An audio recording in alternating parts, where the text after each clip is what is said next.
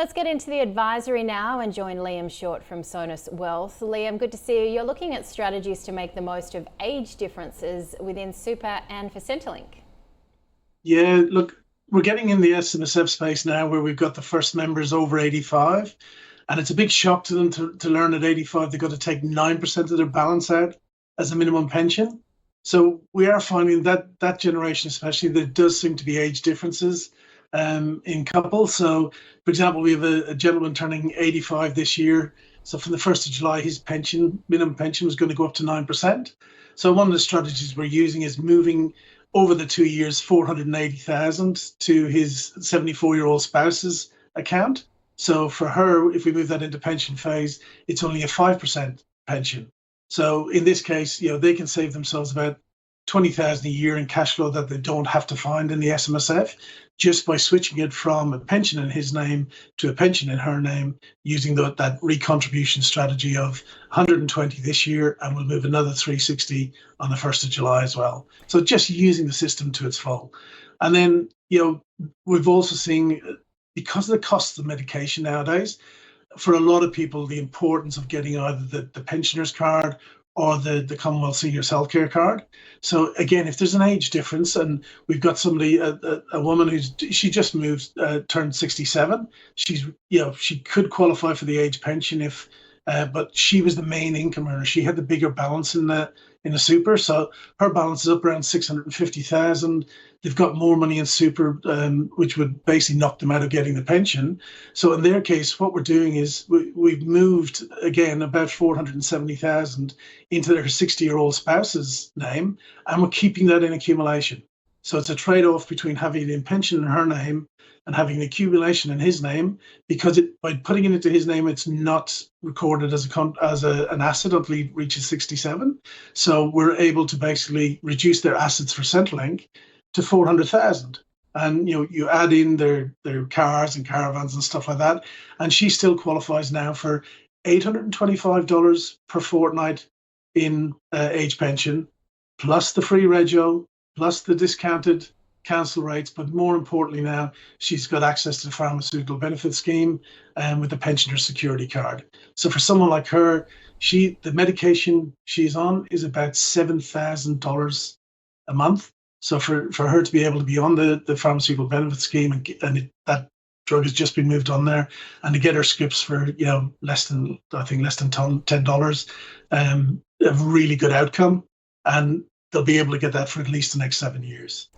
So what about in terms of, I guess, the way that people are looking at moving their wealth into inheritance as well? Yeah, so look, a lot of this is, if you're going to receive an inheritance, you've got to work out what's the best way to use that money to boost your position for retirement.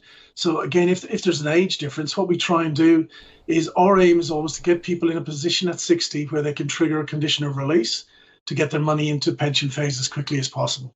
So in this case, if somebody receives an inheritance, rather than splitting it between husband and wife super, what we would do is try and get it into the older spouse's super, the one who's going to reach 60 first, try and trigger them to be into pension phase and getting as much of that money into tax-free pension phase from age 60 onwards.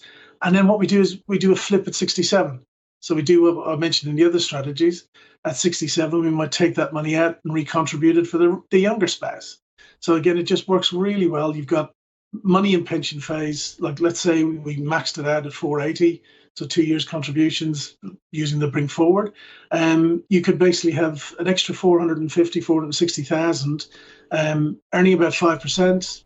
Instead of paying 15% in accumulation, you would be saving tax of about 3,375 a year, plus the franking credits that you get back. So it's just being smart. It's a really tough time in the markets. So what we're trying to say to people is, what we do is concentrate on strategies, because we can't really affect what happens in the markets. So what we want to do is make sure they've got plenty of money available to take advantage of drops in the market. And by using these strategies, we can make sure that they make the most of the system. And that beauty of being able to, if you can get people into pension phase earlier, that takes out the capital gains tax issue when you need to think about whether you're getting in or out of a stock. And it's lovely to be able to say, look, I'm just going to think about whether this is a good company or not about whether I'm going to have to pay tax if I come out of it. So yeah, it's a win-win. You talked there about the difficult time in the market, and I looked at my super balance yesterday. I wish I hadn't, because it's down a bit from where it was a couple of weeks ago. What's your sort of advice in terms of people just remembering the longer game here, though, albeit it is a different game if you are already in retirement age? Yeah, but look, with a lot of my clients, I've had a chat with a few of them about it this week. I was telling people last year that last year was looking like it was going to be a really volatile, difficult year, and yet we got returns between 8 and 12%. So, it's putting everything into reality. Short term, yes, we've got the volatility, we've got the Trump play, but if you're in retirement, you shouldn't be in full growth. You should have a mixture of cash and fixed interest and shares and property. So you should have the defensive side to your portfolio, and that's what you should be relying on for your current income and your needs, and also having some cash there to take advantage of getting into some stocks while they're low. So I had one of my older clients phone this morning, and she wants to buy into the gear ETF because she sees it as an opportunity now to get in while prices are low.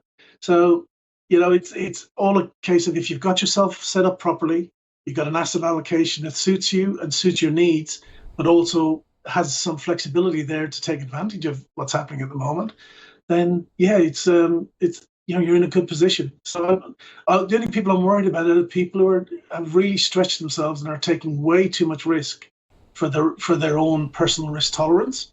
And it's times like this where they suddenly find that the birds come home to roost, that they are not really risk takers, but they were happy to do it when times were good, and now they're suddenly finding when the water's gone out that they've just been caught with their pants down.